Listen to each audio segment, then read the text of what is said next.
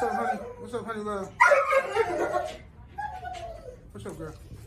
What's up, little honey love? I see you. What you doing, Red Sonia? What's up, Sonia?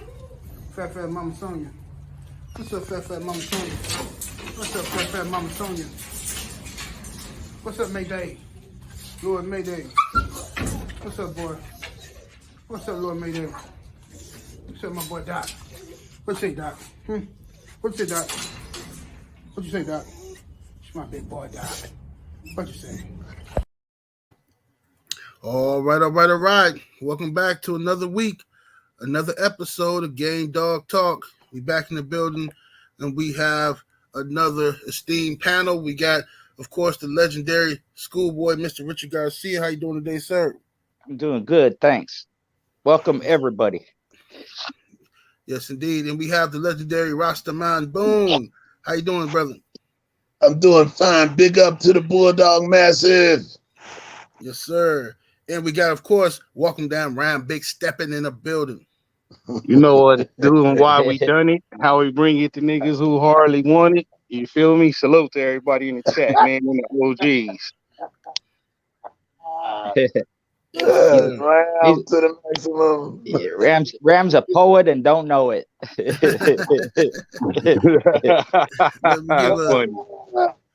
me give a quick roll call, quick shout out.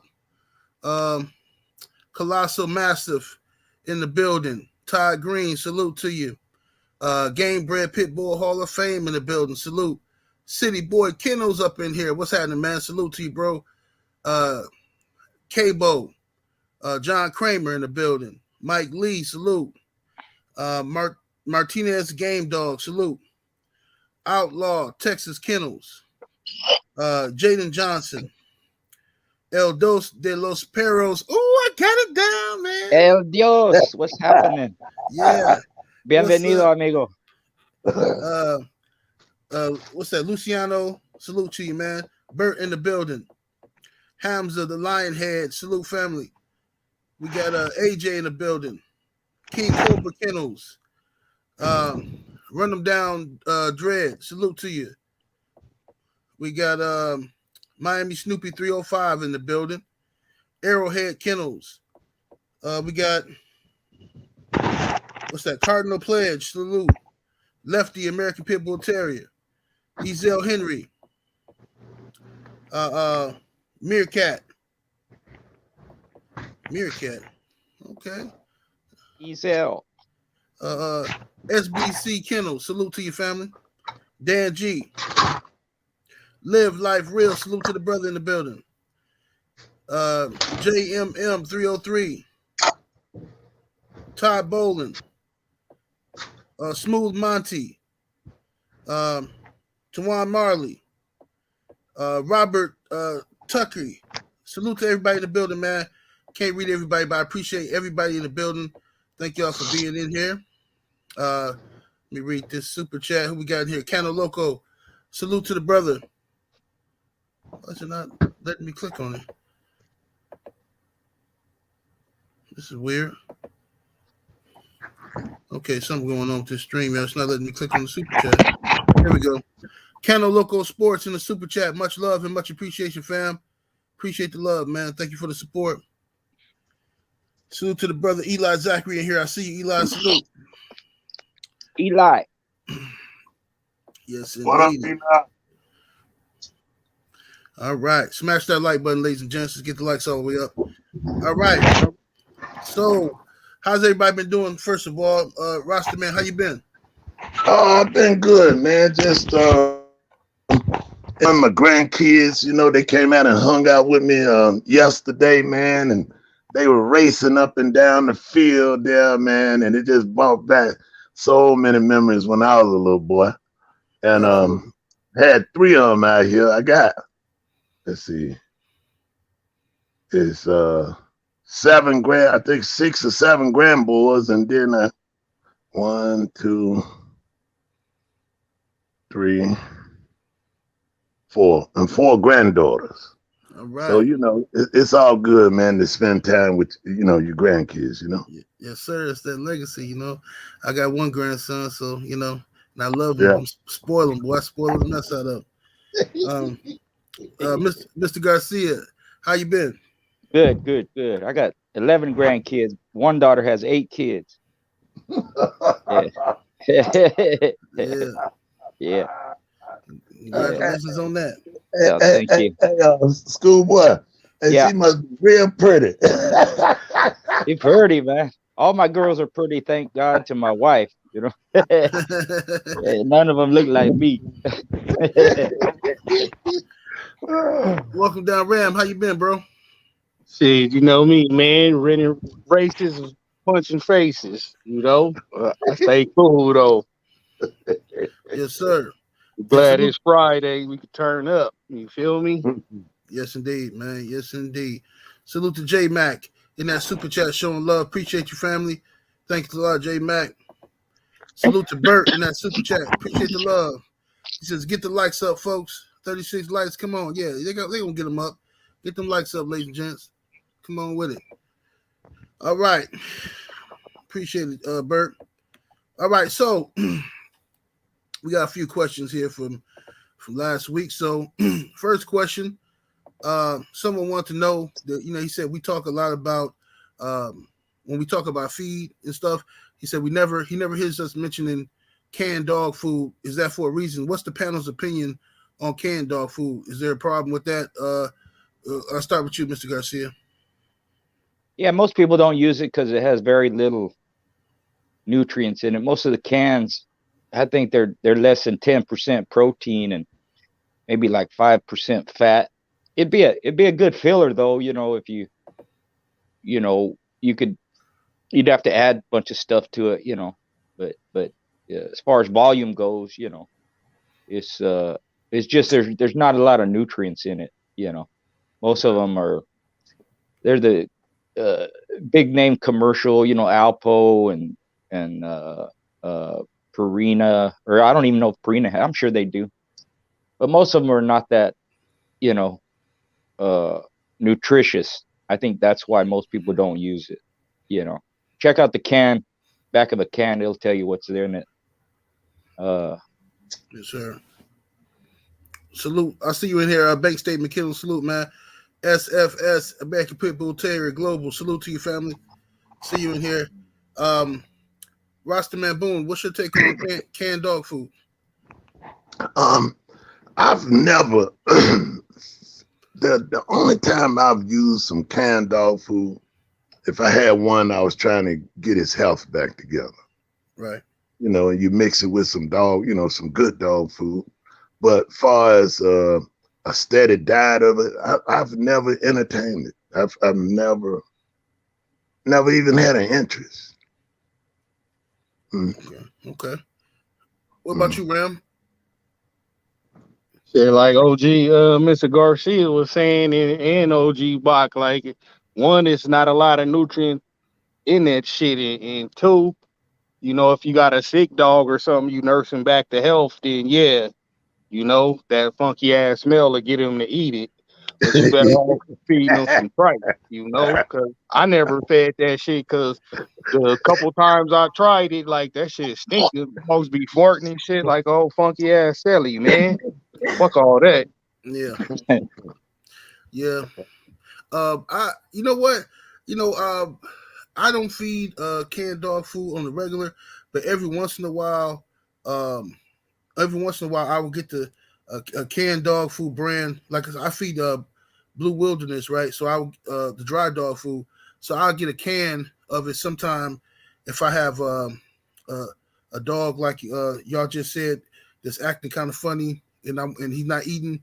He's might be sick or something. I give him some of that, mix it with it, and that usually, they like the smell. But the only part about the canned dog food is it make their shit real stinky, and it's not it don't come out right now when they shit. It's solid, damp stool, and it's easy to clean up. When I feed them that canned dog food, it'd be that nasty, runny, sloppy shit. So I try like to avoid fucking mashed potatoes, like Yeah. loose mashed potatoes. You can't even pick that shit up, man. Yeah. But a lot of people like to feed, not game dog people, but a lot of people who got like little pet dogs and little lap dogs. They like to feed the cans and stuff because they just think the dogs like it better because it's more fattening. It's like McDonald's of the dog food and shit. A lot of canned dog food. There's a lot of preservatives and shit in that stuff too. Let's see here. Another question we had was, would you or have you? I forgot to put the other part of this question here. I apologize, but it says, would you breed to a game loser, and have you ever bred to a game loser? That's supposed to be on there too. I apologize.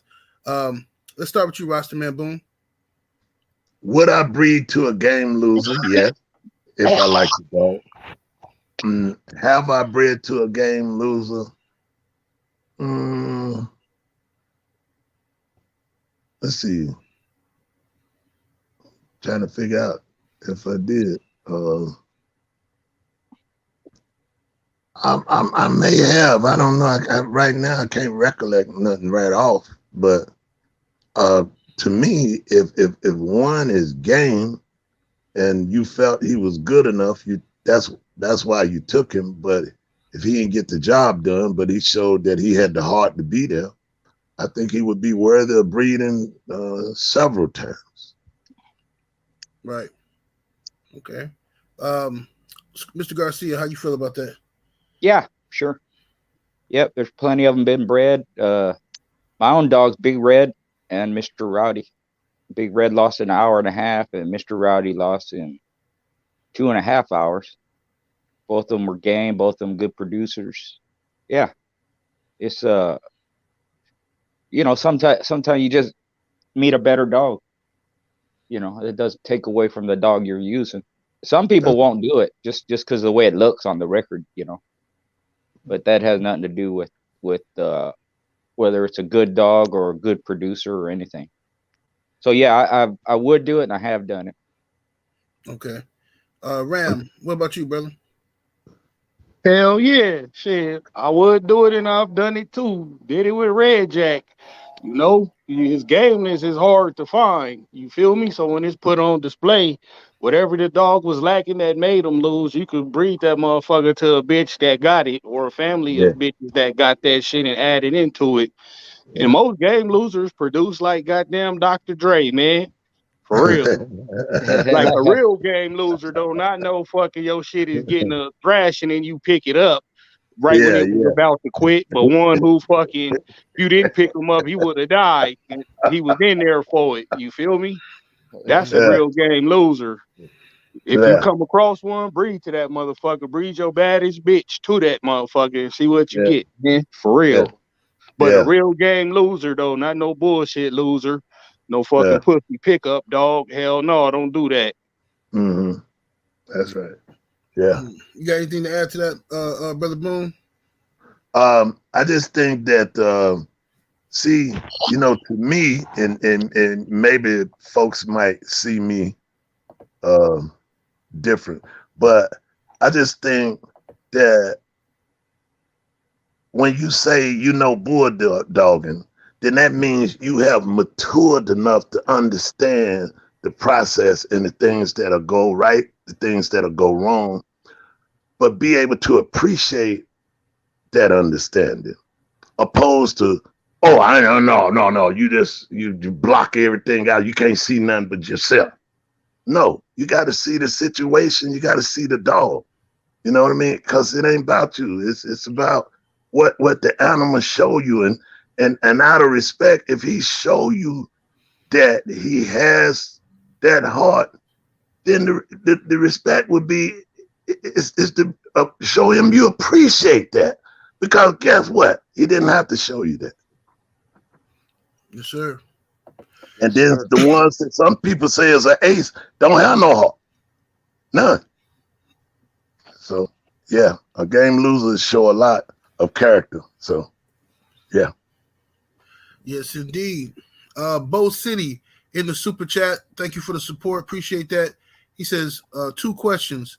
How do you know if a hound is too dry for a hog hunt? And how do you find the perfect weight for your hog hunt? We'll go backwards. Start with you, Ram. Well, for the dryness, you could always do the old school scruff check, like grab the skin fold on the scruff of his neck, and if it don't bounce right back, that motherfucker dry as hell, man. You feel me? That, and you could feel like the brittleness of his fur. His shit might not have that much sheen to it. It's a lot of signs. You can even look at his pee and tell if it's too fucking yellow, like he been drinking 40s all night. The motherfucker probably too dry. As far as the weight, I do it old school, man. How I learned how to do it, and that's cut their feedback and walk them out for at least 2 miles a day until you you stop feeling them, the strength you felt as when you first took them off the chain and started. That's how I do it. Just he's gonna keep dropping weight every day, and on usually it take about 5 days. On the 5th day, I don't feel that tug. I know I'm below his bottom dollar, so now I can start to bring him back up, and I start to feed him back up. And the stronger you get at the lower weight, that's pretty close to your weight. Yes, indeed. Smash that like button, ladies and gentlemen, if you're in the building. Mr. Garcia, what's your take on that? Yeah, pretty much what Ram said. When they some of them, you don't even have to do the scruff check. Their skin will fold up on its own just from them walking or laying down or standing up on their two legs. When they put their paws on you, you'll see their skin double up, and it don't. If you pull up on their skin, it takes a good amount of time for it to go back into place. They probably too dry. And generally, like you said, the coat is not shiny. It's kind of dry and brittle. Even when you touch it, it feels kind of spiky, like that. And the way I found their weight was similar. I work them. Usually took me a couple of weeks, and what'll happen, they'll come down in weight, and then they'll hit a weight, and they'll hold that weight for 3 days. 2 or 3 days, they'll stay at that same weight. You pretty close to their condition weight.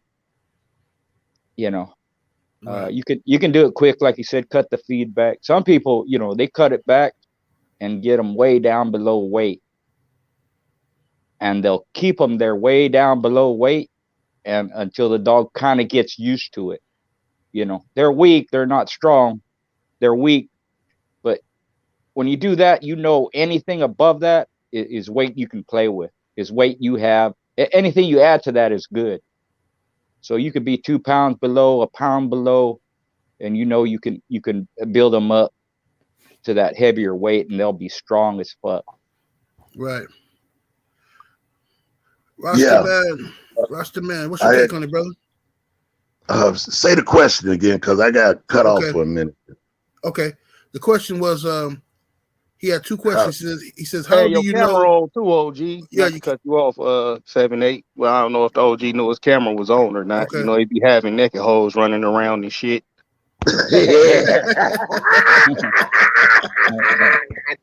Why you got that?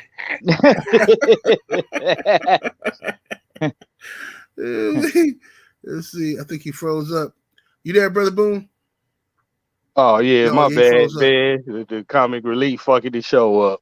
No, he'll be back. I think he froze up. He might have got a call or something while he was doing this. Probably one of them naked hoes. Hey, yeah, don't be talking like me. Your wife at home. What you say about some hoes now, Richard? So that's Ram talking this shit. We're talking about agriculture. Hoes, like a shovel and a hoe, like that. A working tool. A working tool, yeah. Mm-hmm. Oh, that's comedy. Yeah, brother Boone will be back in here in a second. But yeah, the best way to do any of that is to work your dogs, exercise them, and you'll get an eye for it. When you see like their hip bones, they'll start to be real pronounced. They'll stick up pointy, and there won't be a lot of covering over it. There won't be a lot of there won't be a muscle on each side. You're cutting into the muscle. Then when you get real low under their weight, their face will sink in. They look the top of their head will be, they almost look sickly. They'll have their eyes will sink in. You know, you're way below weight then. You know, and you can work with that. You can add weight. You know, I generally when I up the feed, I would do it like half a cup at a time. You know, and then it'll start to come up. Hey, and I weigh him every day too. I forgot to say that. When I would be looking for a weight, I would weigh him every day too, and write that shit down somewhere so you know where you at. You know, exactly. And if it's your first one or your first time trying to put one in shape, I would recommend not going no fucking higher down than 3 pounds. You know, if you start playing with the weight too much, you don't know what you're doing. You're gonna fuck your dog up. You're gonna lose your money. Fuck around, get kicked out the house. Yeah. Right. It's always best to be a little heavier than under, you know. Yeah, until you get the hang of it, because you know, like my old program was like railing them down, but I got good at railing them down the right way, you know. And that shit it sound easy, it look easy in theory, but it's fucking not. There's a lot go with that shit. So if you're not used to doing that, man, don't do it. You know, don't try to be like me up here and bring a big old motherfucking moose in and shit. That moose gonna get fucking shot. Yeah. Rasta man, the question was, how do you know if your hound is too dry for a hog hunt? And how do you find the perfect weight for your hunt? Well, the way you will know if he's too dry is most of the time when you see the border health in a dog, his skin will look like oil. His hair, he'll look like he just, you know, like he just breathing oil out of his body. And as the other brothers said, you know, you pull that skin up on the back of his neck or either in the center of his back, and if it stay up past, you know, it just depends on what you're doing. And if it's snapping back, you good. But if it ain't doing that, then you need to get some fluids, electrolytes and stuff like that in them. And the other part was, how do you figure out their weight? Yes, sir. Now, what we used to do is pretty much the same thing both of them said, is you feed them, you know, to trim them down. And then as you're trimming them down, you walking and you're doing different things. And so what you're looking for is you looking for that certain level of resistance that the other guys spoke about. And when you can feel that and you say, okay, now I know at what he weighed here, this is how he was pulling and digging, and, you know, and he had real good power, strength, happy, excited, you know what I mean? And then if you go down past that and then he start coming like he a little lame or he's getting on the weak side, then you know you don't need to be in that area at all. You need to, you know, just come on back up. And like they said, if you ain't familiar with being able to trim them in, then it's best to at least be 1 or 2 pounds, you know, call his weight maybe 1.5 pounds over, so you have some playing room, you know. Yes, sir. That way. Yes, sir. Salute to Smooth Monty in that super chat. Thank you for the support, brother. He says, why did my dog jump off the couch when Ram said naked hoes? That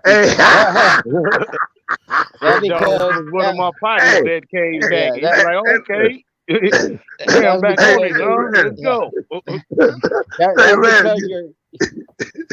I was gonna say that's because your dog is smarter than you and you getting sloppy seconds. That's why. He quit.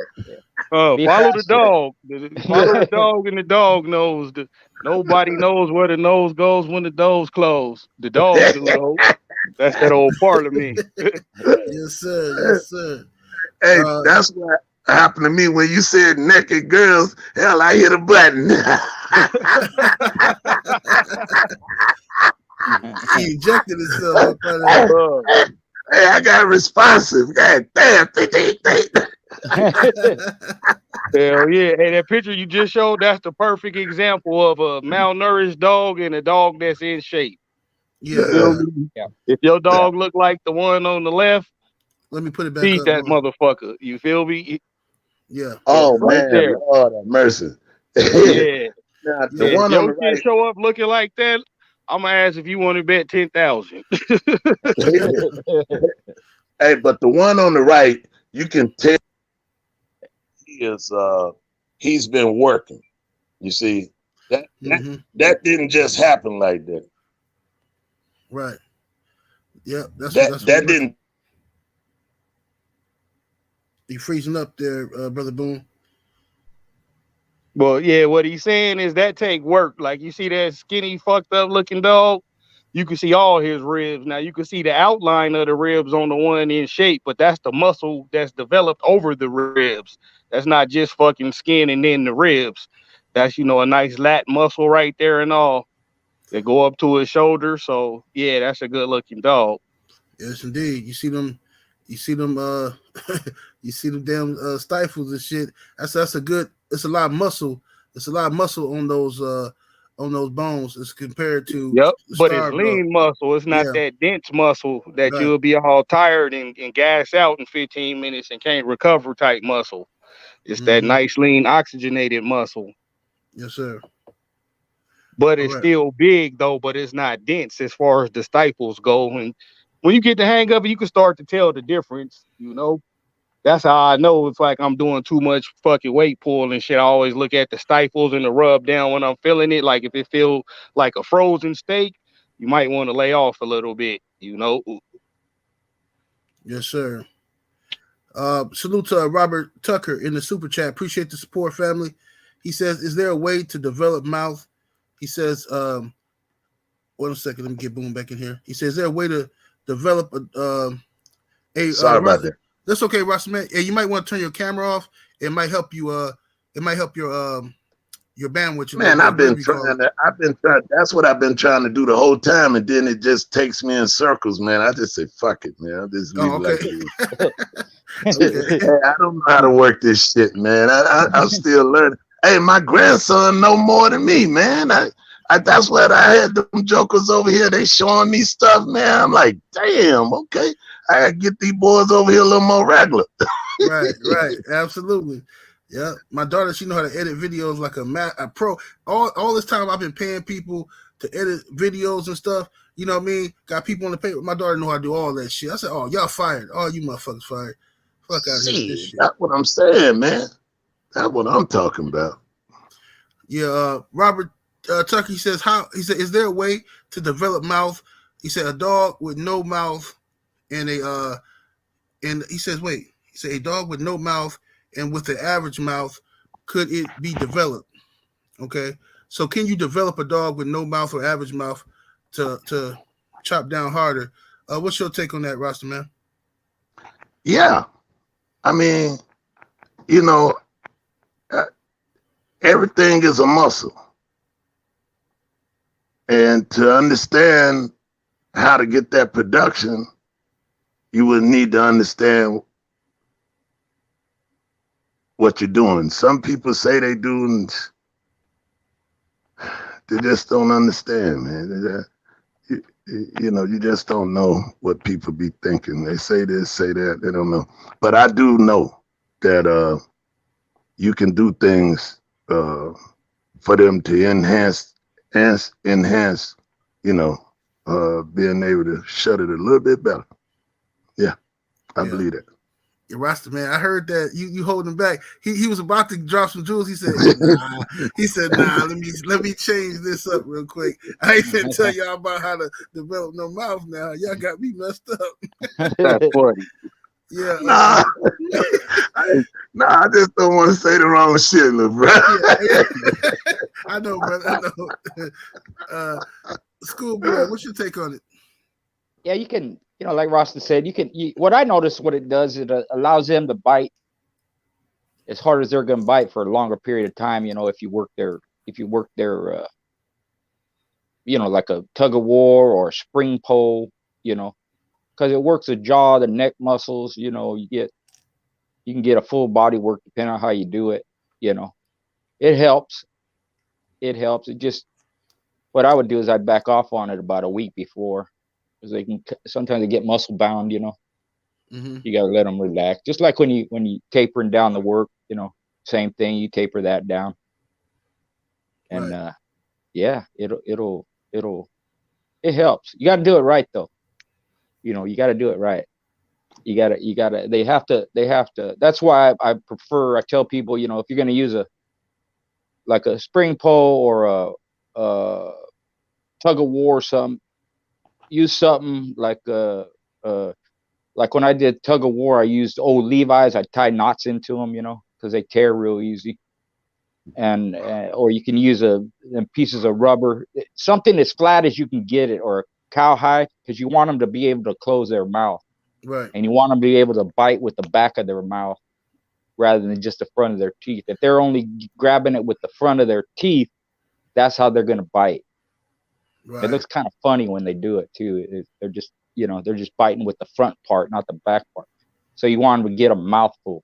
You can use, some people use rope and nylon and all that. As long as they can get a good hold on it with their back of their mouth, the back teeth, and hold on good. Shake, pull, tug, jerk. It's all good if you do it right. Yes, sir.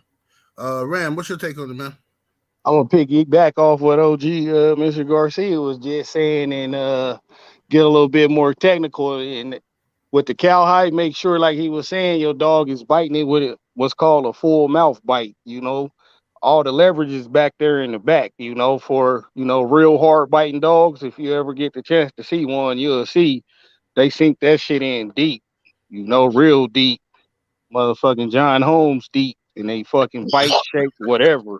But it is a way, I've done it just with my years of practicing and studying. Like, I could take a 5 to a 7, but I'm not telling y'all how. If Boone ain't telling no secrets, I ain't telling none either. You get it out the book whenever we drop it. Look, I'm gonna go ahead and drop this wisdom on the world. I'm still not telling mine though, but go ahead. Yeah, no, but I'm gonna do it because I just appreciate y'all brothers having me. And somebody might take this to be crazy, but I'm gonna tell you what you can do, and I know it will work.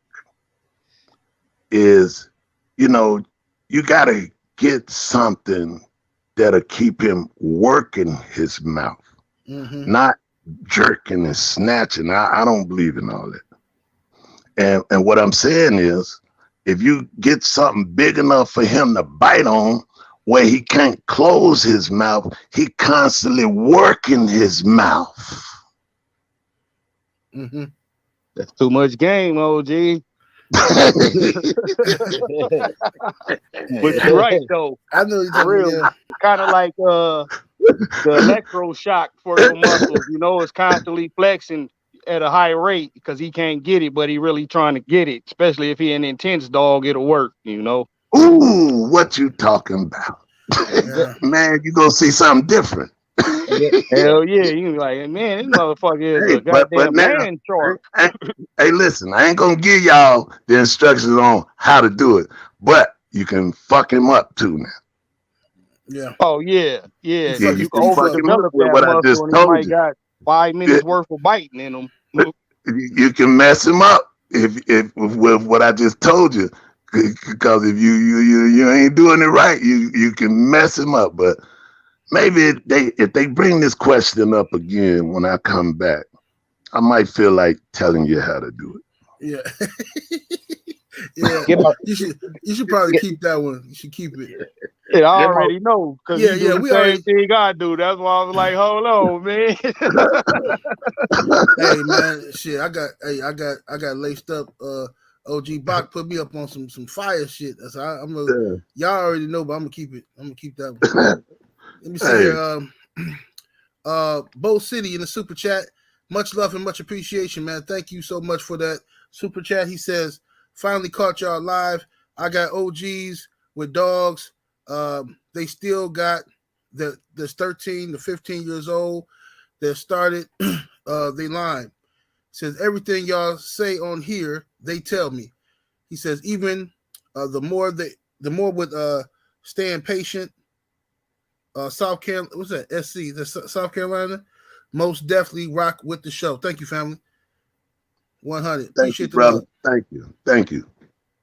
And then we got Smooth Monty back in that super chat. Appreciate the love, man. He says easy to tell a work dog versus a dog that took away feed. Yeah, a lot of people try to, make their dog look like it's in shape by taking away this feed, but when you take away the feed, the muscles go away too. And the skin get all saggy like hood rat titties and shit, man. Like you can tell. They ain't all tight and tucked up. They used and abused flapjacks when they lay down. You feel me? I still hit though. Salute to I see you in here, Brown Sugar Tay Brown in the building. All right. Good luck, B Tay Brown. Hey. Yes, watch out, OG. We already had this discussion. That's my yard. Ain't put no dogs on that yard. Another question is, are 70+ pound dogs available anywhere, Mr. Garcia? I don't know. That's why I wanted that. Somebody asked me about that, but if I remember correctly, Gary Hammond's had some larger dogs. Back in the day, the Eli Bully Son dogs, a lot of them were big. But nowadays, unless you'd have to research and find who has big dogs like that. I know, like I said, Gary Hammond's did. Some of the Mayday dogs come out big, like that. Right. Yeah, it's that. I think they're not as hard to find as you would think. A lot of people trying to get rid of big dogs like that. A lot of people have them on their yard, and then they got them, and they don't want him because he's too big for them, for they liking. They'll sell you that damn dog. I like big dogs though. Depending on the attitude. I can't have no crazy ass firecracker that's that big. Yeah, that's too much. Hey, hold on right quick, bro. Hey, Chris Silverman, your grandma feet stink like work boots, and her only son, your daddy, was a buster. Fuck out of here. What are you talking about? Let's come here with the bullshit, talk about the obsession with dogs. Motherfucker, get out of here. That's the obsession with it. Nigga, I like doggy style of your mama. That's the obsession. Fuck out of here. Don't worry about that dude. That dude just a hater coming over here. He see the title. The video's about dogs. He just want to come on here and disrupt something. That's all. Fuck a picture of a dog or the screenshot, dummy. This ain't boxing talk today. Fuck out of here. Yeah, well, my bad, OGs. I ain't mean get all mouthy in front of y'all. That shit just be fucking egging me. Yeah, don't worry about dude. He just over here hating. What about you, Rasta man? You know where some big dogs are? The Mayday dogs and Hollingsworth dogs. Some Eli dogs be big. I don't know nobody that have any like that, but history. If you look at the history, the Mayday dogs and JOCKO REDBOY dogs and. Well, that's what they are, and then they've even had some big dogs in the Jack Swanson stuff, some of that old stuff. But yeah, I'm sure. I'm sure it's everywhere, man. It's just a matter of being in touch with somebody that has that, because it's bulldogs all over the planet, man. And I remember it wasn't as, widespread like it is now. And, I just think it's beautiful that we got bulldogs in just about every country there is. Can y'all think of a country that ain't no bulldogs in? Maybe way up in the Himalayas, up in the mountains or something. They probably got one or two. Yeah, but yeah. I wonder, that would be a good question. Is it somebody from the Himalayas or somewhere like that, if they have any bulldogs there? If somebody can let us know that they do. Mm-hmm. you know, to put that to the people that's out there listening. Yes, sir. Ram, what's your take on the big dogs, man? Hell fucking yeah. My young partner M-Line had one of the biggest fucking bitches I ever seen. And Bonnie, that bitch was a mini horse. Another cat I know, he had a big old male. I don't know if he sold him or not yet. That motherfucker was 72 pounds in shape. He looked like a regular size horse, you know. Dogs could get up that size, you know, because they do got bulldog in them. It's just not that common. Plus, you know, it's hard as fuck handling a strong ass 35-pound dog. So imagine handling a motherfucking 70-pound dog in shape. That'll be like fucking wrestling DIBO. Yeah. Seeing how that shit turned out for Craig, you feel me? So a lot of people that have them might use them for stud or whatever, but there's some big ones out there too that you'll still see on the circuit. Like, God damn, man, that motherfucking donkey out of here. We brought dogs. You brought a big ass fucking mule. They out there, you know. Mayday was one of them. Mayday was a big dog. JOCKO, the Eli. You ever seen a picture of Eli Jr. and Bully's son? Them was some big motherfucking dogs, man. Like for real. Yeah, that's when they started spreading rumors that it had some Great Dane in them and shit. Well, where that Great Dane at? Shit. Where that Great Dane line at, man? They making game ass Great Danes is biting shit down now. Sign me up too. I want that cross then, goddamn it. And salute to Smooth Monty in that super chat again. I appreciate it, family. He says, old family red nose when they are outcross seem to make larger dogs. Yeah, that's true.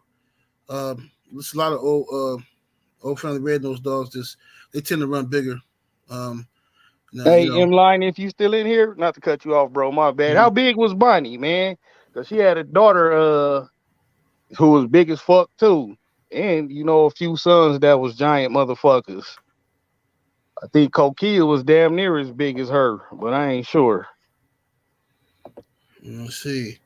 All right, let's get to another question. Historically speaking, what was your preferred style for a dog you have on the hunt? You know, what was your preferred style? We start with you, Roster Man.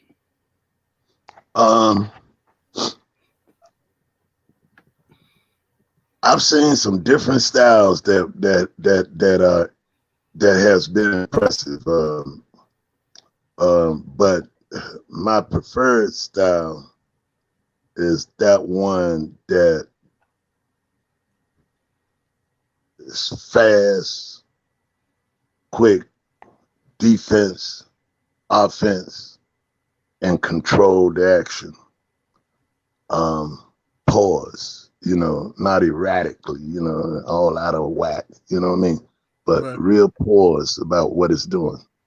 And, you know, and once you see that, you know, a lot of people don't even know what they be looking at if they see it. Or do you realize what it is, you know what I mean? But when you get one that's paused and fast and understand what it's doing, it's like it's a joy to have witnessed it, you know. Right. Yes, sir. Mr. Garcia. Yeah, I like offensive-minded dogs, you know, but not dumb. Like Rasta said, speed and power were two things I bred for. I tried to keep that in all of my dogs, you know. I like, you know, a good all-around fighter, you know, that can do a little bit of everything, even defense when he's on the offense, you know.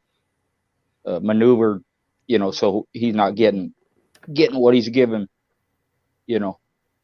But I like a rough style, but not dumb, you know. The ones that just keep at it, even if they ain't doing nothing. I don't really like those. They got to be able to think, work themselves out a hold, to take take a hold that where they're not getting it back the same way they're giving it, you know. But I found it. You got a good all around athlete. They're better overall over you know, several matches than just a single-minded dog, you know. I don't like dumb dogs. Not that they ain't good, they ain't game and all that. It's just you got to have a little bit more. They got to be able to think on their feet. Right. What about you, Ram? Preferred style? Well, I used to be real big on fucking real stifle dogs, but it's hard to find, a real stifle dog that's, a real ace at getting back there, and he gonna play with more than just the stifle. So I started paying attention to dogs' different styles, and I have to say, it's gonna sound kind of mundane and run of the mill, but I like a dog that's good at his style, if that makes sense. Like if you a head dog, be a fucking goddamn Muhammad Ali on that motherfucking head. If you a barnstormer, be a young George Foreman, get in there and slug all night with the shit, And dogs usually like that got real good wind. And it don't look like they be pacing themselves, but they do, because they never run hot, be it off the chain or in shape. So I don't know, because I had so many good dogs with different styles that was able to get out there and get it done. That's why I say that. I like a dog that's good at his style. If you're going to be a leg dog, break that motherfucker off, both of them, from the shoulder down to the goddamn fucking toes. Give me all of that. You a brisket dog, like Red Jack was the same way, and to kind of piggyback on what Mr. Garcia was saying about smarts, that's one thing Red Jack didn't have. He was one-dimensional. So yeah, smart dog always. You ain't gotta be bolio smart, but don't keep trying to grab the same hold all night when your face getting chewed off. You feel me? Yes, sir. Yes, sir. All right. Then we have historically. Oh no. Okay, yeah. So this is another question. Please define the term fast lane competition for historical purposes. That's a term people use way back in the day. But what does that term mean, Mr. Garcia? It means top competition. How do you define that? Just people know who they were. They had good dogs, good conditioning. They knew how to handle, brought in a lot of times superior athletes. Just way above average dogs. You have generally what happens is, you're starting out, so you're learning. The longer you do it, the better you get at it, and the better dogs you get or breed.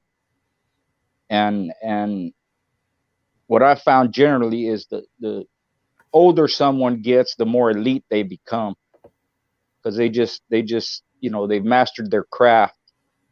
Not only do they know what good dogs are and how to acquire them or how to make them when they breed them, but they know how to condition them. And among the fraternity, people knew who they were. If you want to go back in the day, people like Ozzie Stevens and Smith and Walton, or So-So Boys, stuff like that. The people that generally they would bring their dogs in. You could even say Rastaman, Bach people we have here, even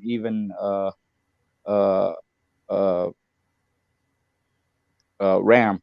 You get to a level where you can compete with anybody, and you're not only be able to compete with everybody, but the top guys be going into each other all the time. Guys that compete all the time on the regular. Do a bunch of dogs, whether it's a team or one guy. OTK, Mr. Gray. I mentioned them before. Ronnie Anderson, TDK. There's a lot of them. There was a lot of them, but overall, there wasn't. You know what I mean? Because there were so many people doing dogs, and some people just starting out or just have a few years in. But once you get up there, you kind of know who's who. But that's what fast lane means: competing at the high level against top competition. Yes, sir. Roster Man, what's your take on that fast lane? Fast lane to me is the respect that has been done before you, with you, beside you, without you, but to the game. It's not about an individual emotional feeling of negativism towards any individual. That's not fast lane. Fast lane is the camaraderie, the brotherhood, the love of a family. Not to degrade or try to downgrade your elders or your brothers or your sisters. Ain't nothing fast about that. That's stupid. At no time or no form, any man should disrespect another man for any reason. If you're a family, we all make mistakes, but we have to be man enough to say that. We have to face our mistakes. We can't hide behind people and shoot little bullshit ass whatever you want to call it. We have to stand firm. The kids looking at us. We got to stand firm. We got to show them what it means to be a gentleman and a man, no matter where he at. If you my guest, you my guest. If you my friend, you my friend. You my bulldogging friend, you my bulldogging friend. You my brother, you my brother. If I got love for you, you got love for me. That's what it is. I'm not going to have love for you, and I'm over here talking about you. Trying to degrade your name or trying to look big in somebody's eye. Ain't nothing fast lane about that. Yes, sir. Good point. Yes, sir. So what we got? We got some fast lane dummies. You see what I'm saying? So I'm glad that the era I come up in, that I was able to witness it, brother. Because them brothers respected one another as men. Yes, sir. That's fast lane to me. Well said. Well said, Brother Boone. Walking down around, what's your take? My take on the fast lane is it's like the winner's circle, you know, that's where all the serious people with the serious dogs go. But it take a while to make it up to there. We all got to start, you know, in the slow lane on the circuit. You feel me?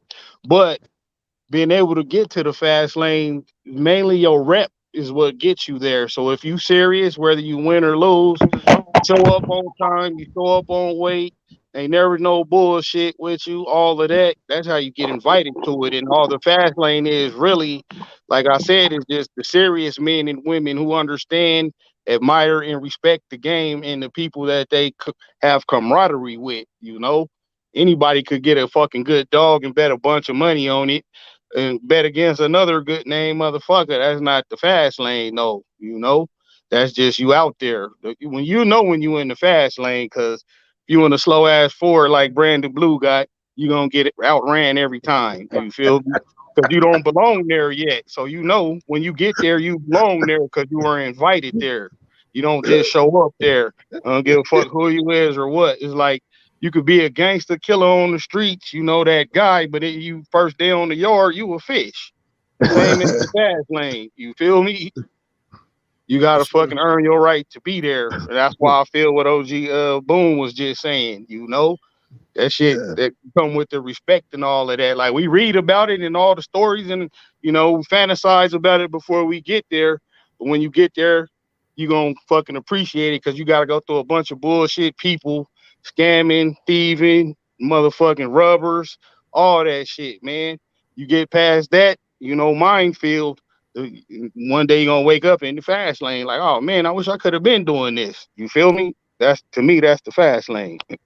Where all the motherfuckers there is top shelf people, not just doggers, but top shelf people. You feel me? Damn. All right. That's all right. something, my brother. You said a mouthful right there. All right. And another question we have is historically, people say that they looked at their males before breeding. Was that the same for brood bitches? Did you guys look at your females too, or was it different standards for the bitches you bred? Mr. Garcia. Yeah, same for males and females. If you follow the history, you will see a lot of them. Some of them, you know, they weren't. A lot of the females they had, they didn't even look at them. They would just breed them. You know, everybody has their way of doing it. But you know, I kind of took after the horse racing community, and they'll tell you, you know, they run their females too because the female has to be sound. You know, and what that means is they have to be proven. You know, the you know, when you take dogs out, you can you know, there's a lot of things that can happen. We spoke about it. You know, they could act funny, they could do this and that, they could be shy or bow up or all kinds of stuff. So for me, I wanted to make sure my females had that same attitude, that same ability, the same as a male.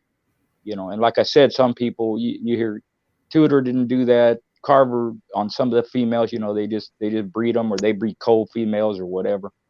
But I wasn't one of those types. I checked my females too. And any dog that I was going to use for breeding, if I didn't match them, I would test them. I would be kind of a little bit more hard on those than the ones I was matching, you know. And it's just, there's all kinds of reasons why you wouldn't match a dog back in the day. That you just pick one, you know. Could be they broke their teeth, could be they don't have an ability. It could be you only got one in the litter that's a female and you hold back on her. All kinds of reasons why. But yeah, in my case, I looked at my females the same way I did my male. Okay, Mr. Boone, what's your take on that? Females, did you look at your females the same way you looked at males? Man, everybody had to prove themselves. Ain't but one way to understand what you're doing. And sometimes you could just breathe the same stuff so long you might lose a little something. But you know, you know, I always made sure that they prove themselves, you know, and my way of proving is a lot different than a whole lot of others. A lot of people like to work them and run them and do this and do that and do that and do this and feed them all kind of good stuff. And my thing was, you know, when they down and out, you know, let's see where your heart at. That's the only time you're gonna really know, you know. But a lot of people ain't gonna do that. But that's what I would do. When they were down and out, I want to see where the heart is. You know, you can have a mouth, that's cool, but where's your heart? Is your heart really in it? You know, and so that's what I would do. And so you know, if I bred one, she had to be right, him or her. Yes, sir. What's your take on that? Welcome down, Ram. My bad, I was twisting up this chronic. What was the question again? Did you historically? They say people say that they look at their males before they breed them. Is it the same for females? Do you look at your females the same way you look at your males, or are you a little more lenient on females?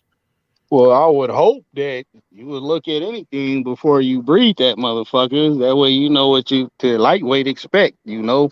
Don't just be out there breeding shit because it's bred up, and it's fucking bred up on some good shit, because that shit throw its fair share of curves too. Trust me, I know. I ain't bred champions to champions, and they still threw curves like they threw champions. But my females, I used to tend to be a little bit more, I wouldn't say harder on, but more intense, because I wanted to breed something off of them. I don't really breed off the yard. So, you know, all my males, I make sure they A1, but the females got to be fucking A+1, if that makes sense, because I'm basing my future in the dogs off of that. So I got to be sure. You feel me? So I would be a little bit more intense with my females, whether they was going to be match dogs or not. I would make sure they were fucking match quality, and they didn't have to be like no world beater aces. But like I said earlier, they was good at what they did, good enough to, in my mind, I could see, okay, this bitch might win 1 or 3, you know? then I'll be comfortable. Just my own standards though with that. You ain't gotta follow me. My way ain't the only way. That's the way I did it though and had success. I always put my bitches in higher esteem than the males. Cause it fucking look at history. It's more good males out there that's winning than females, and for whatever reason, which is probably the reason I ain't fucking do it, people will hold their bitches back because it's harder to find a real good bitch that's gonna produce you real good dogs than it is a male. You could breed his old funky dick ass to 20 bitches and he gonna throw you something, you know. But that female, if you lucky, she come in the heat twice a year. And you might breed her twice, you know. But the males, you could just breed them to fucking whatever. Like fucking Mike Larry, little pit bull with the pink thing hanging out. You know, so my bitches, my bitches was held always in higher esteem. Yes, sir. Robert Tucker, back in that super chat. Appreciate the support, family.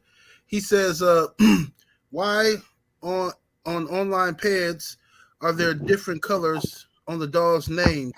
Red, blue, green, and black.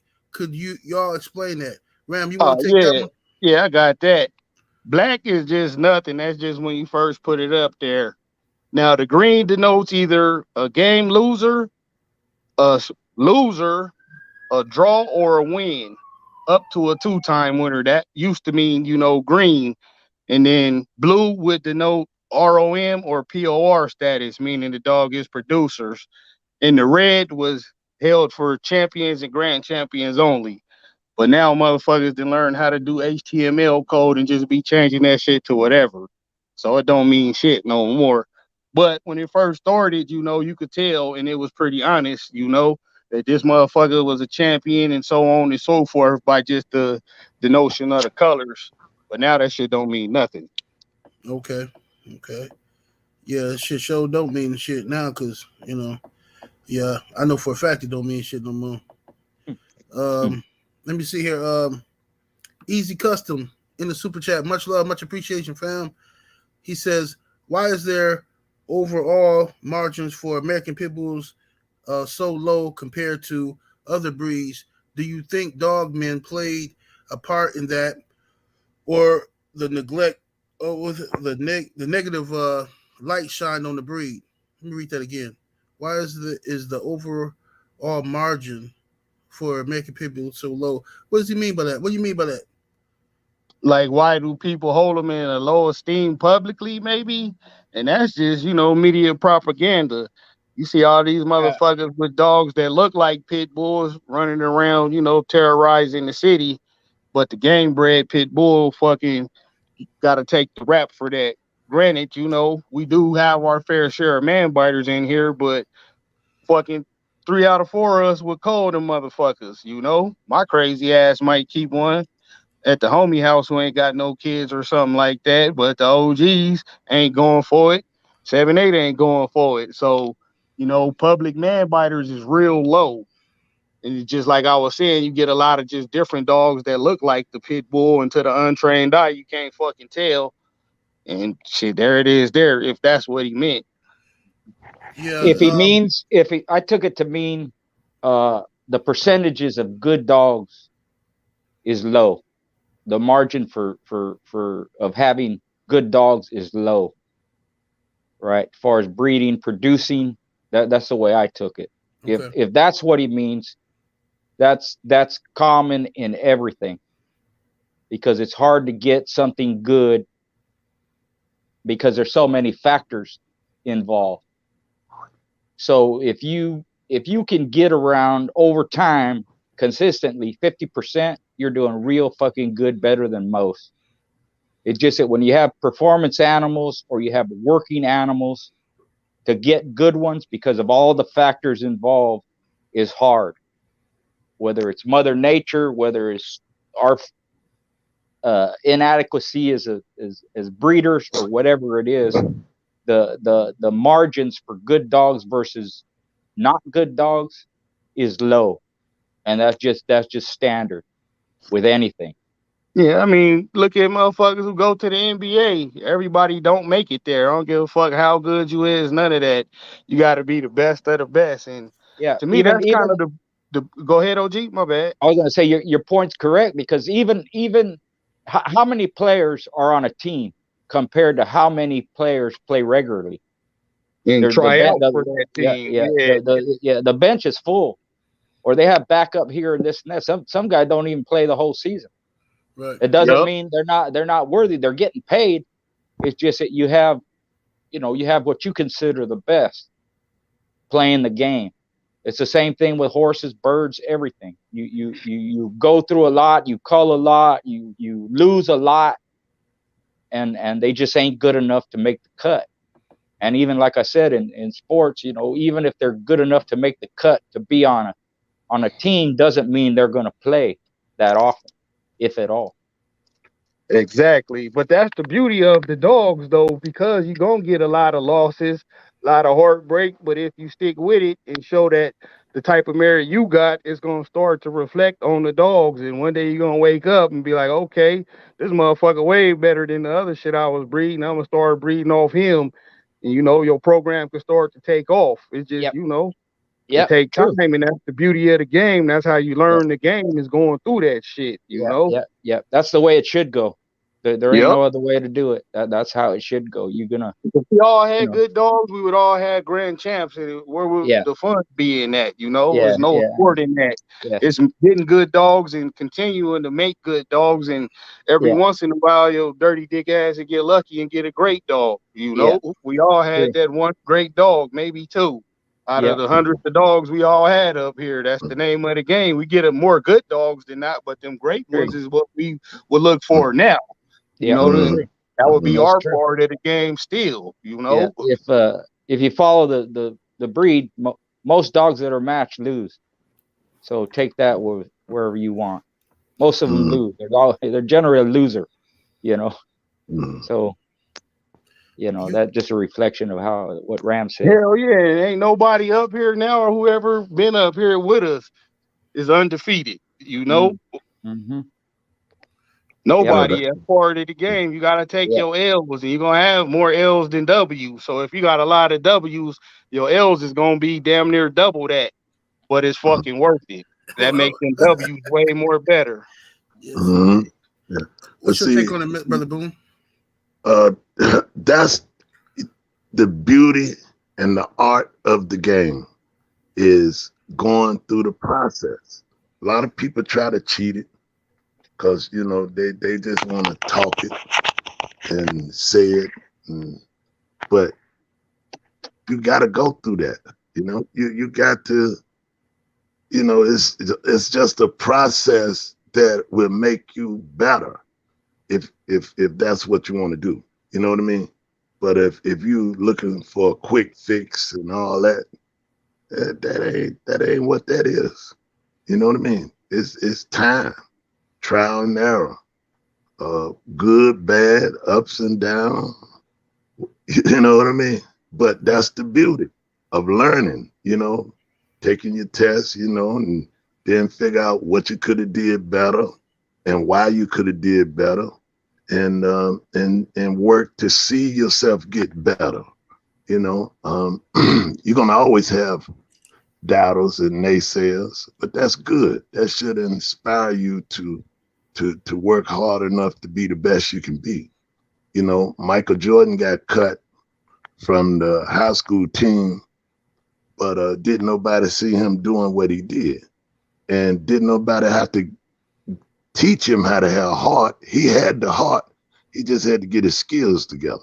Right. So it ain't like we just saying you got to be Michael Jordan. We just talking about you got to have the heart. And I spoke on that with the dog. If they got the heart and you got the heart, y'all can make some coffee. Yes, sir. Yes, sir. Yes, sir. Agreed. Salute to Chief Killer Ho in the super chat. Appreciate the love. Appreciate that support. Came in here twice. Chief Killer Ho. Appreciate the love, family. Thank you, brother. Lay off on killing some of them hoes for the weekend, man. Yeah. And salute to my brother Meredith Campbell came in here heavy. Appreciate the support, Meredith Campbell. Thank you, family. Bless up, Mary Campbell. There you go, man. We need brothers like you. You know what? If we had 1 million brothers, let's not even say 1 million.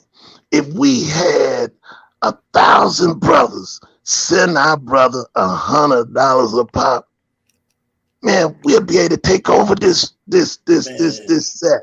And we could put 78 everywhere across the universe as it's going on, and whatever else we can make better.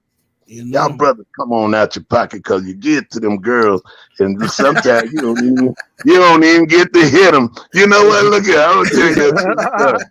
Hey, we just been hanging out. I was hanging out with one of my homeboys, right? So we up in there, and boy, the girl looking good. She dancing, she shaking. Boy, I said, good God Almighty. I said, boy, I ain't finna give my money, cause I know she ain't gonna go with me. You know what I'm saying? I said, shit, I don't goddamn see her. So my homeboy, he just all lusted. He done lust out of, you know when motherfucker go in that trance. He done lusted out looking at her, right? So I said, shit, he had the money on the table, so I grabbed the money and gave it to the girl. He said, man, what the fuck you doing? I said, hell, you gonna give it to her, let me do it too. Right. Yeah, right. The money going anywhere. I want to look like Trick Daddy Dollars. Shit. Yeah. So yeah, man. So we just had to vibe it right, man, and do the thing. Well, if 1,000 motherfuckers kicked in a hundo, I'm going to buy another Hellcat. I appreciate you, Barry Campbell. He says, sorry for getting in late 78. Just showing my appreciation for the knowledge, brothers. Hey, thank you, family. I salute to you, Mary Campbell, man. Appreciate that. Yeah, salute to you, Mary Campbell. What was it? I was supposed to get up with him, man, on last week's show. Shoot me his number if you got it. No, I don't got it. I don't got Mary Campbell number. You can get him on Instagram though. Well, yeah, just type it in the private chat what his gram is. I don't want no weirdos. I'll send it to you on. I'll send it to you on Instagram. Bet. Hey, I just want to say something to Meredith Campbell. Truth Soldier, Meredith Campbell. Yes, sir. Yes, sir. Salute, brother. What's up, Kendrick Kendalls? I see you in the building, brother. Salute. Oh, shit, brother. Salute, young homie. Yeah, that's a good dude right there. I fucks with Kendrick, man. That's a cool young homie. Yes, sir. Yeah. All right. We got another question here. Okay. Question here is the panel's opinions on Grand Champion Richard Ramirez blood. Any experience with Richard Ramirez blood? Have anybody heard of it or done anything? Yeah, that was some good mean stuff, man. That motherfucker, he was as his name dictated, he was a real motherfucker, and he threw real motherfuckers like him, didn't get out there a lot like that. Maybe in some areas, probably where he was from. I don't know where he was from, but the little bit I did see of it, that shit was as advertised, man, as a real goddamn Carver dog. You feel me? And not one of them little bitty short leg motherfuckers. Oh yeah, there you go, right there. Yep. Yeah, look good. That's a bulldog right there. That's a bulldog. Hell yeah, with major finish, major mouth, major gameness. How is he bred? I can't see this so small. I'm sorry about that. He's a heavy banjo dog. He got Grand Champion banjo in there a couple times, but he's really just, if you go back far enough, you'll see he's a heavy Carver dog. Okay, Carver. Okay.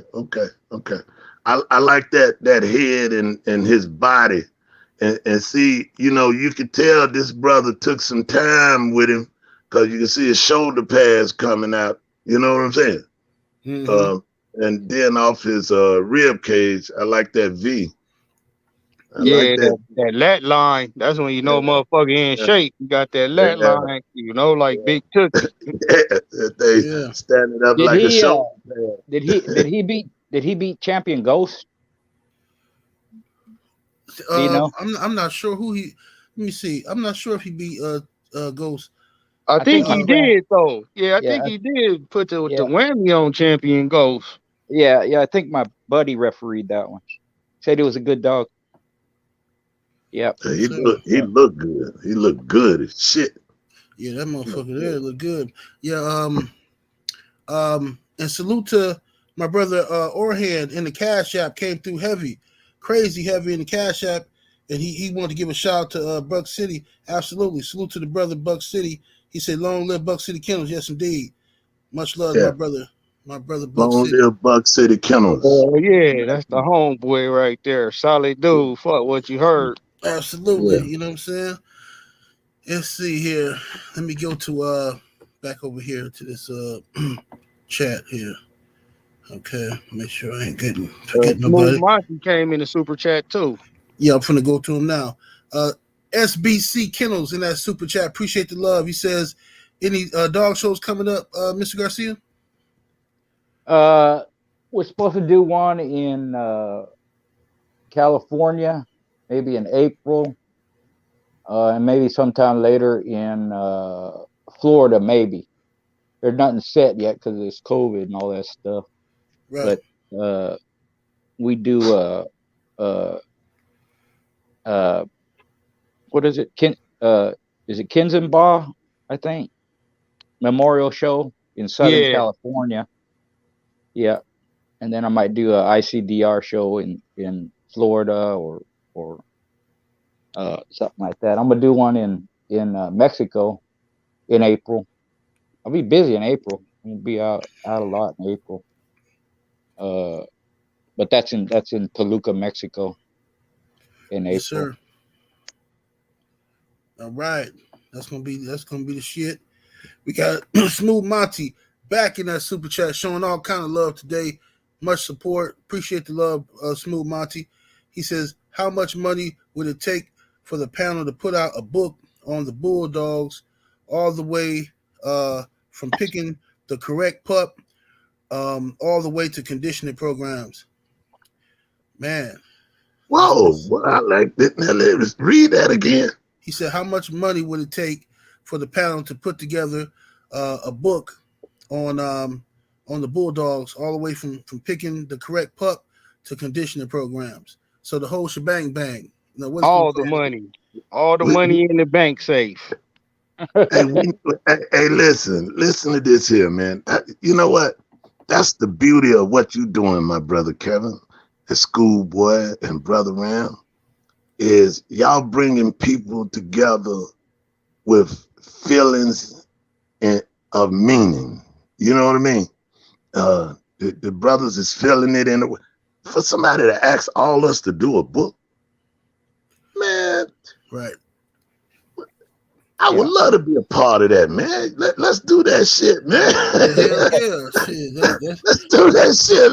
Hey, listen, I don't know who you are, but if that's what you want to do, you get with brother Kevin, and we need to do that, man. You know, we need to, we need to do that. So I'm down. We already got a published author up here with Mr. Garcia. So we already a scratch ahead. Yeah, it's not hard. It's just getting the information out. Like in my books, I have different articles covering some of that. Raising pups, brood bitches, gameness, a lot of different things. I have a keep, part of the conditioning. I have the latest one I'm doing right now is called Dogs, Dogman, and Bloodlines. So it's going to covers different shows and people I knew personally or met, dog guys, and then the not popular, but just bloodlines I was familiar with. I'm doing another book, how to breed the American Pit Bull Terrier, but to do a conglomeration it would just be a matter of getting everybody's stuff, what they wrote down, putting it together. I self-publish my own. There's different businesses where you can actually self-publish it, where you don't have to go through a publisher and have it approved. That's how I do it. It's called Lulu. They have a program. You just put it all together, and you can print as many as you want. Mr. Garcia, since you understand the process, then we'll let you be the leader in charge of this, and we just figure out whatever it takes for all us to do it and however we want to, Yep. We can do that.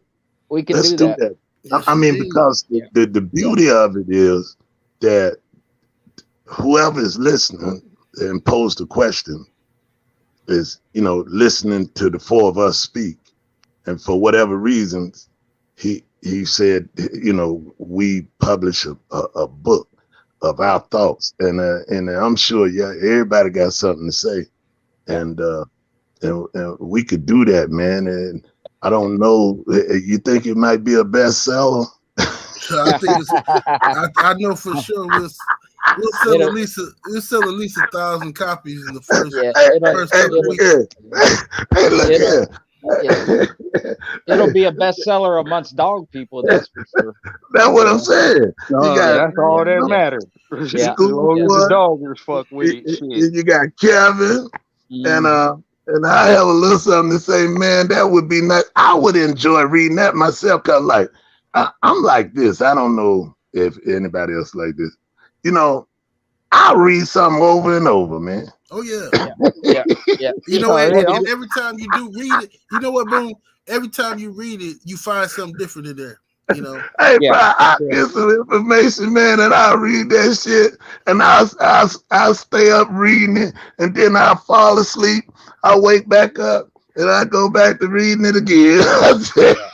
I'm on my second run of the book I got from OG Schoolboy. Like, man, you know. What'd you think of that Keep? That shit A1. You feel me? If I was still on the circuit, I would be using that shit. Wouldn't change nothing. Yeah. Yeah.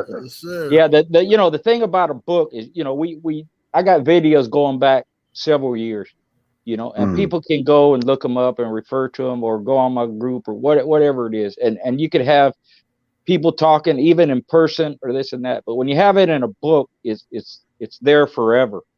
And you can reference later. You can go back and forth. You can read it front to back to front. It's something that you have in your hand that's real, you know, and it don't go away. We might lose the videos. We might talk about something, you know, one time and then forget about it for a year or 2 years. It might not come up again. But with a book, you have it there all the time, and you can reference it. You know, it's a shame that a lot of libraries are closing because there's so much information there. You know, and that's another reason I'm putting books out, just to have that information from my point of view or others' point of view, so it's there forever. I think that's important. You know. That's my take on that. Well, it's historic. It would be historic information. Yes, sir. Because it'll be there when we all gone. Exactly. You know what I mean? There you go. There you go, Mr. Boone. Yeah, like that. Like that. Yeah. Most definitely got to. We're gonna talk about it. Robert Tucker in that super chat. Appreciate the love, family. Salute to you, man. Been coming through heavy today. He says, Mr. Garcia, I've been looking on Facebook for you, but I can't find you. It's a lot of people with the same name. Do you have an email? He says, that's my fault, man. I was supposed to. I'm gonna put Mr. Garcia's Facebook Messenger, if you want me to, Mr. Garcia. I could put it in the description underneath the video. Yeah, you can even go. You can put my email too if you want. Okay. You can do that. Yeah, I have an email, but my picture is me and my wife sitting there. Right. We're sitting at a table. I'm wearing glasses, you know. But yeah, there's a lot. It's a common name, Richard Garcia. Yeah, I'll do that for you, Robert Tucker. Come back to the video in about an hour after we finish. It'll be in the description. It'll be underneath the video. Yeah, thank you. I'm finna change my name to motherfucking Richard Garcia then, so can't nobody find me. Shit. Salute to Doug. Much love, Doug. Appreciate the love in that super chat. Thank you for the support, brother. Brother Doug, thank you, bro. Thank you. Salute Chief Killer Ho back in that super chat. Appreciate it. He says, ask Schoolboy about TDK dogs. Yeah, they've been around over 40 years. And back in the day, let's see, they basically started out with the Little Boots dogs, you know, off of Grand Champion Hank, off of Burton's Grand Champion Hank. It was that. He added some Carver dogs down from Stompanato and Champion Diamond, mixed those up. He later added some Bolio, REDBOY. It's a lot of Carver stuff. But I think what he started off with was the Little Boots dogs, because he was originally from the West Coast, and those dogs were real popular out here. There were some good dogs, man. I seen several of them. Grand Champion Daisy May and Hank Jr. Different ones. A lot of people used it on the West Coast, and then he just kept developing it from there. If you get a chance to see any of his dogs, you're gonna like the way they look. They got a lot of performance behind them. They nice heads on them, thick bone, thick body. You can see a lot of the Carver influence in them, but they have other stuff too. Even some REDBOY and Bolio stuff. But I would say the foundation is Little Boots, Stompanato, and Diamond, stuff like that. Arts Missy. You know, there's some good looking dogs, just tough looking, solid, you know, heavy bone, nice body, you know, just a good looking dog, man. He knows how to breed. Yes, sir. Yes, sir. And Robert Tucker said, Ram, don't be holding out. Hey, man, I be hard on letting shit go that motherfuckers, you know, gave me the game too. You feel me? It'll be kind of hard just to give y'all all the secrets because, you know, my word mean a lot to me. So motherfuckers, you know, asked me not to share the information he gave me. I'm taking that shit to the grave. Yeah. And I'm going to see if I can take it into heaven with me. You feel me? Yeah. I do that too, man. They, you know, a lot of people, they trust me when they tell me stuff, knowing that I ain't going to say nothing, you know, especially if it's in private on Messenger or stuff like that. Yeah. A lot of it's private, personal stuff, but a lot of the dog stuff, you know, when they tell me, you know, this is how I do my keep, or this is how I do certain things, you know, I know it's between me and them. And, right. You know, I'd love to share it, but I can't because my word means something. Don't it feel good to know something and not feel the need to tell nobody? You know, just to know something. You just hear people around you just talking away, and you just, you know, when I was younger, I always wanted to correct people. When I got older, I said, man, fuck them. Let them believe whatever they want to believe. You know Hell yeah, they gonna believe it anyway. You could tell them the truth, and they could be right next to you when the truth happened. They gonna see it, you know, from their own point of view anyway. So fuck it. Yeah. But it all go back to respect. Yes, sir. That's everything true. y'all just talked about. Yeah, that's true.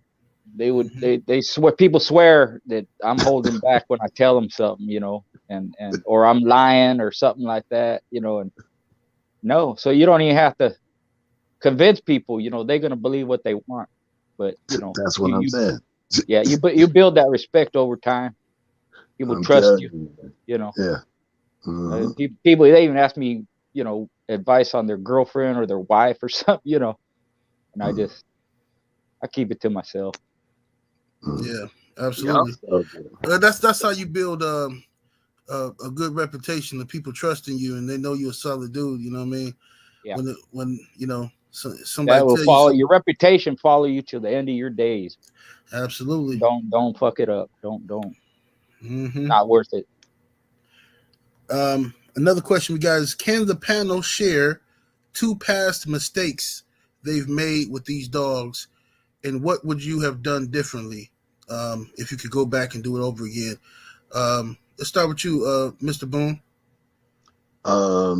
Let's see. I think it was about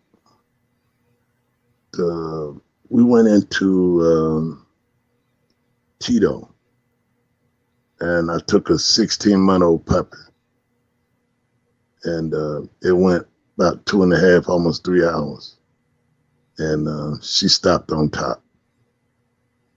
I should have let her become a woman first, right? But that was one mistake.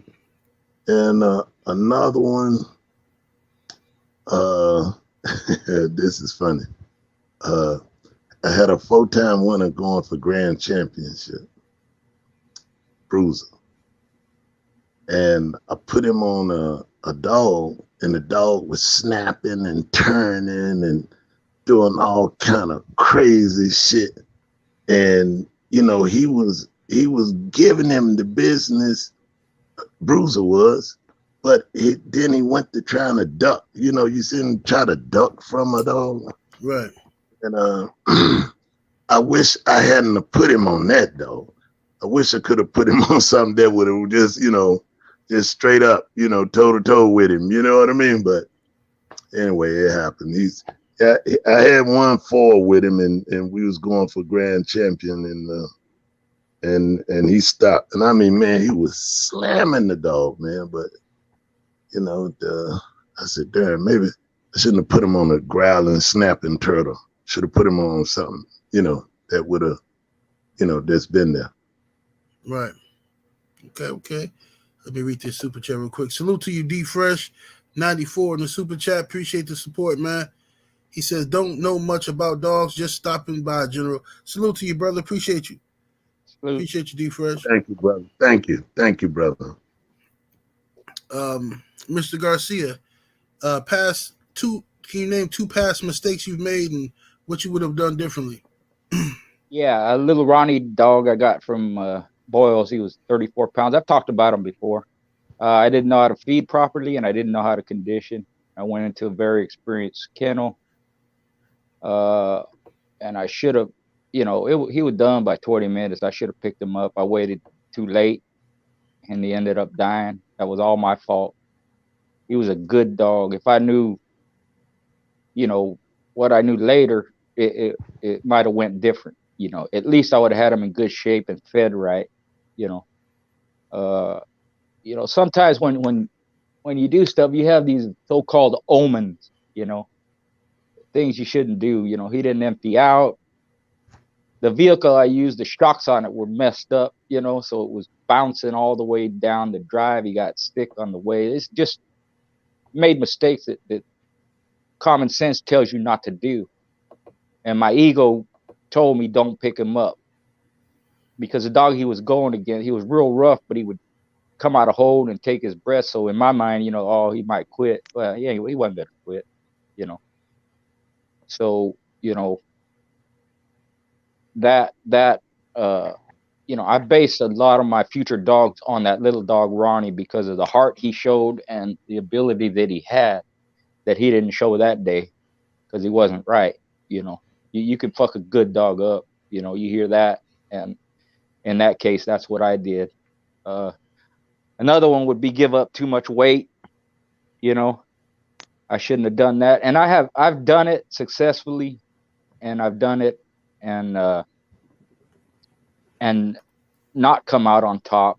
But with this dog, I shouldn't have done it, because he was going into a very, very good dog, that fast lane that you're talking about. It was real close for 2 hours. All the flesh got ate away from the bottom of my dog's jaw, and he had suffered 2 broken legs, and he still scratched like that. And I picked him up. I saved him. That was that Mr. Rowdy dog. Right. But his weight, his true weight, he would have been real hard to beat, because going up 2 pounds, he was still real hard to beat against a good dog. But he got beat. So those are 2 that I can think of off the top of my head. You know, you it's a hard lesson. You know, if you keep repeating it, you're just a dumbass. Hopefully you learn from them, don't repeat them, and do what's right by your dog. You know, you got to have that respect for the dog. But when you're on a roll and you running hard, you think ain't nobody gonna beat you, and you should think that way. But that shouldn't you know, exclude your common sense either. You know. So those are 2 that stick in my head. Yes, sir. Ram, what's your take on it? Shit, my 2 would be and like OG Schoolboy was just saying with the weight, but I didn't go up. I took mine down too low, and I didn't fucking put the proper weight pull keep on them like I know I should have. And that was twofold. One being my ego and bravado, because I had fucking beat this dude who fucking handed me my hat like 8, 9 times in a row. And 2 would be not respecting my opponent in the evolution of the game, because he evolved, he got better with his handling and conditioning, and he got better dogs. You know, I'm thinking he still was the same motherfucker from years prior, and I could come in here and, you know, just on having a better dog, just get by. And again, you know, the motherfucker had arrived to the fast lane with me, but I just didn't see him. You know, the motherfucker had to be by a hat, man. And another one would be I had a real good dog, man, and 2-time winner, never bred the motherfucker because I was in the mindset of wanting to champ him out before I bred him. You know, I was on that I'm only breeding champion shit. You know how it go. We full of bravado and Right. you already got 2 champs on the yard who then produce champs and all that shit for you. So I'm like, fuck that. We 3 musketeers around here. You ain't getting bred till you make champ. And I should have bred him because he was fucking an ace. Like good mouth, good wind, real smart.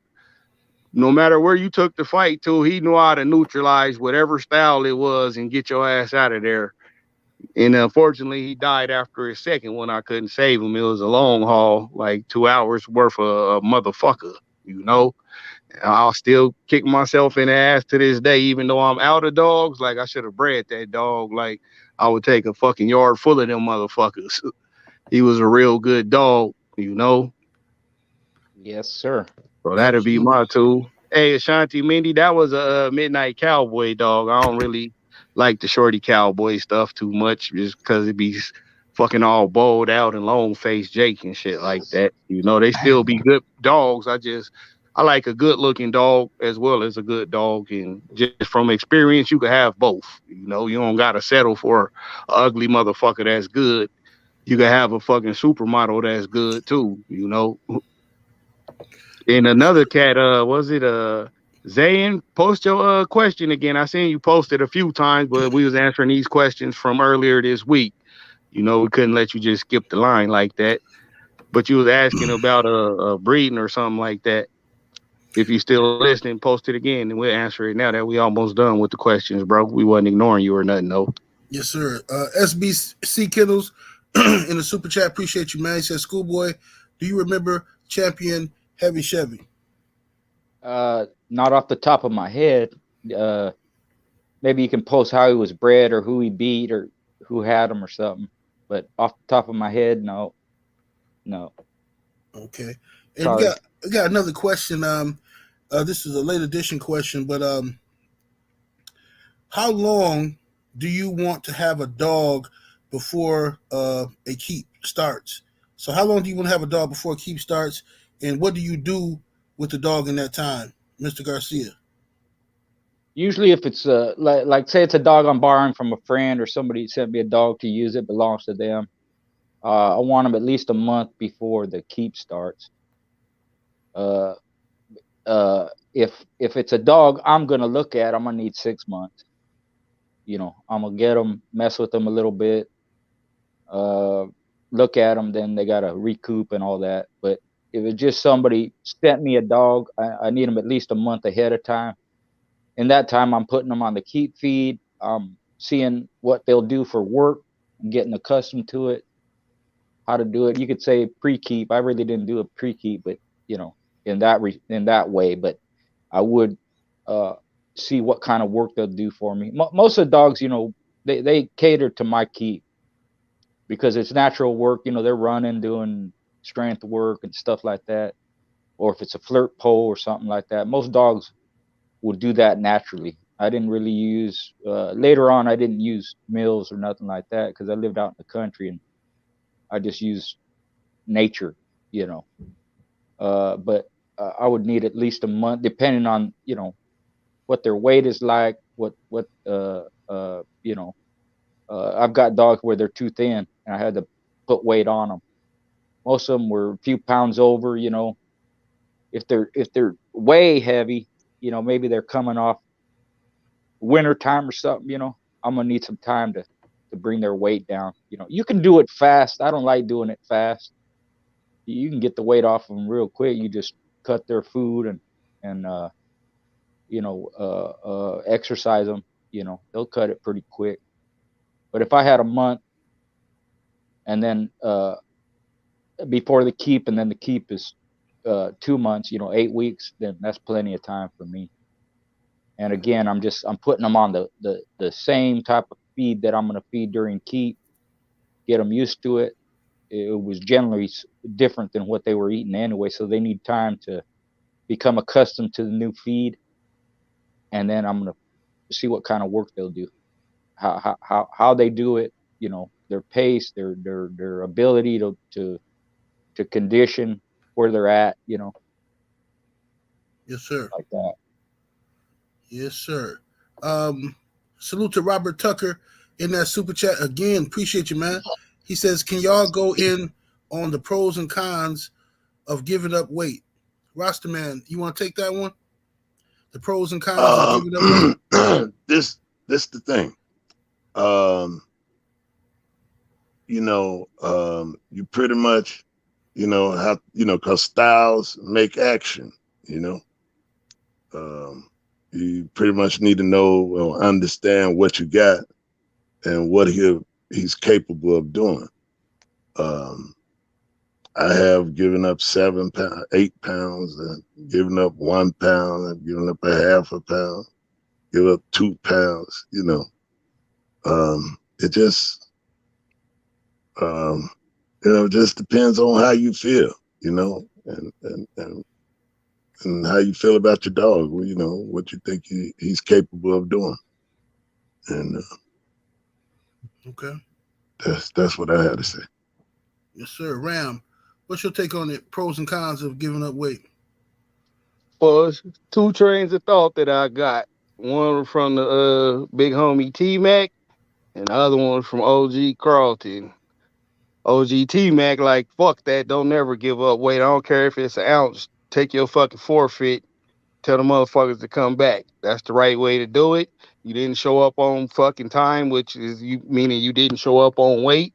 That's your fucking fault. Ain't got nothing to do with that. I got every right to take my shit and bone out. Well, OG Carlton, he like, fuck that, man. As long as it ain't 5 pounds over or nothing crazy, if you in shape, fucking run that shit, man. Because most of the time he couldn't make weight because he ain't in shape. So he already gonna be overworked, even though that's the lowest he could go.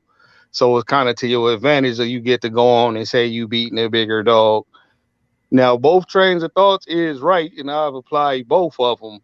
And this is game I learned from both when I was in my 20s when I first met each brother.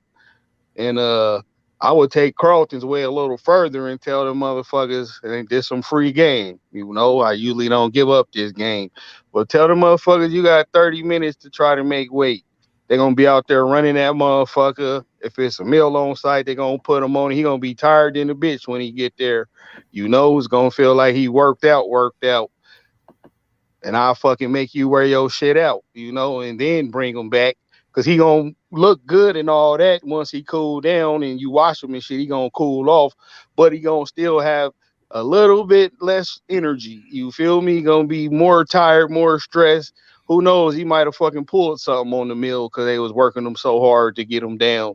It just all goes to your advantage. And that's, again, not your fault. You showed up on time, on weight. You feel me? Ain't no issues on your side, so you could take it or you could leave it, literally, And then was my 2 train of thoughts on that, just from getting game from OGs, who been there. Like these ain't the first OGs that I hang out. Like all my partners, I fuck with the dogs is older than me, like the OGs up here now. I don't really be fucking with motherfuckers my age and younger. So I always had some real good game and different point of views of the game, like how we got up here now. So I could try each one and apply to see what works best, And most of the time, the motherfuckers who talk all that shit and all that, I make them run their shit down so I could get on their helmet, And I came on top more times than not doing that. Yes, sir. Mr. Garcia, what's your take? Yeah, most people will tell you don't give up any weight. And almost everybody I know did. You have a factor of what's the dog's true weight. Because if you looked at most dogs, if you follow them, there's very, very few that fight at the same weight every time. And there's different factors. Some if you're in a team, one guy's weight is not the same as another guy's weight. They might do a dog, one might do it 41, might do it 42, 43, something like that, But there's very few dogs that were shown at the same weight every single time. It don't happen. The other factor is, what is the dog's true weight? Again, that's a matter of opinion. I've given up, going back to that last question, I've given up weight and won several times.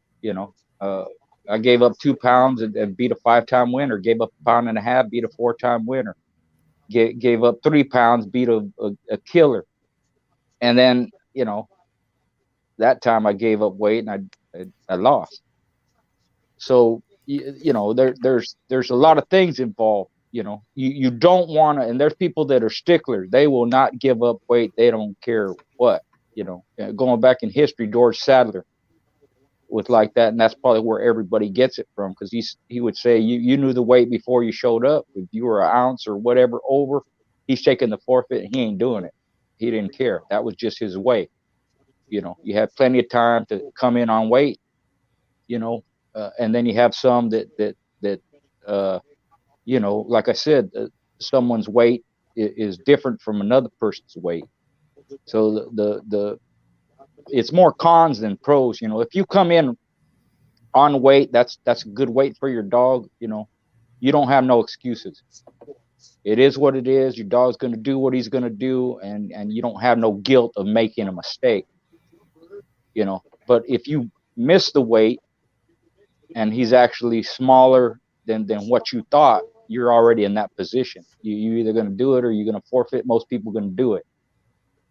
Or if they're too light, same thing. You made weight, you're going to do it, or you ain't going to do it, pay forfeit, whatever. But the only pro I could see from it is if and I've seen this happen.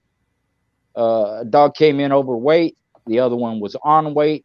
The dog that was on weight was actually bigger than the dog that came in overweight.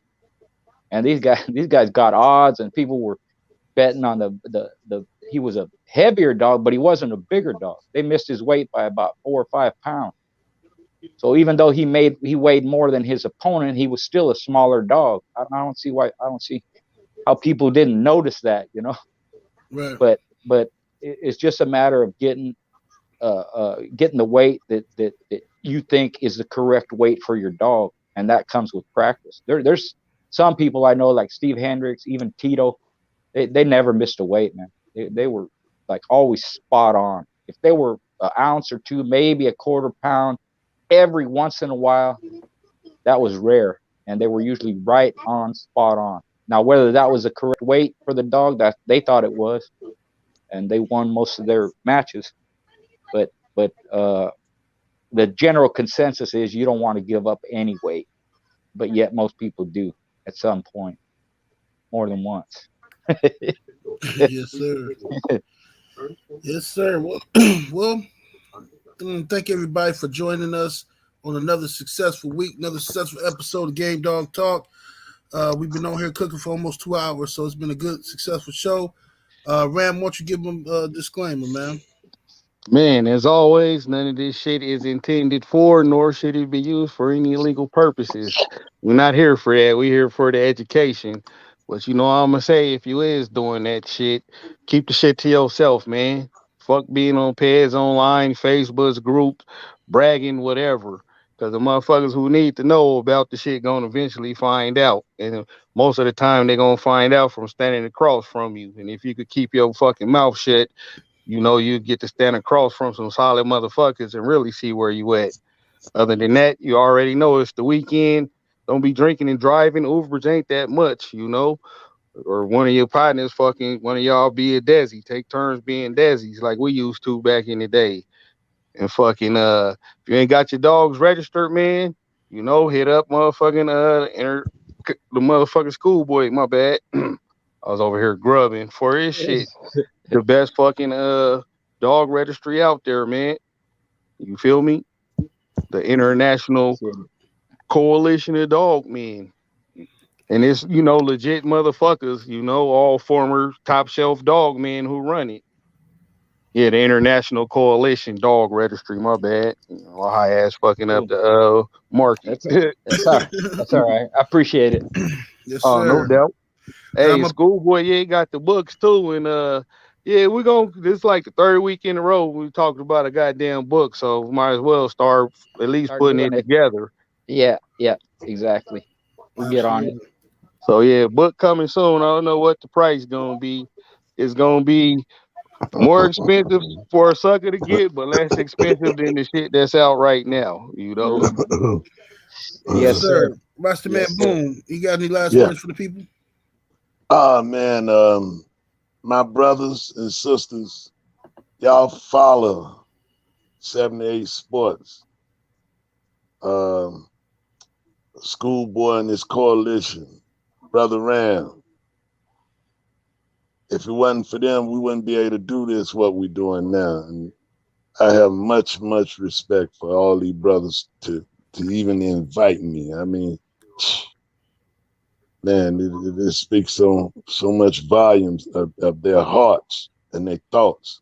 And they sold it for the game. They sold it for the game. It ain't no capital game. Ain't nobody really doing nothing other than just, you know, vibing one another about the lyrics and the rhythm of Bulldog. Yes, sir. Respect to you, brother. Man, he make that shit sound so fucking fun and passionate. Made me want to go get another dog, man. Try to get my old ass back out there. You feel me? But that's the fast lane I was talking about, though. You Yes, know, sir. that's the real man shit. Like, you know, you could go into me and lose, and I'll still try to help you save your dog.